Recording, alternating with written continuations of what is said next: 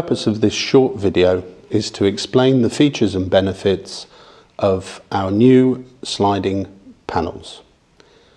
As you can see, the panel is now available in white and also for the first time in black, and we have taken steps to harmonise the appearance of these panels with their fixed counterparts. Key harmonised features have been the rounding of the ends of the patch panels to prevent them digging into the verticals of the rack. We have standardised mounting features and now reversed out white on black or black on white numbering strips for port identification and to enable the location of stick-on strips.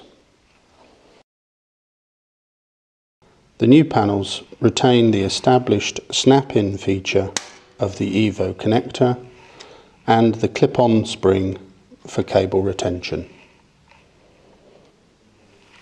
One of the key features that's been retained in the new panels is the Auto Connect feature that allows the panel to be bonded to its rack simply by screwing it into position.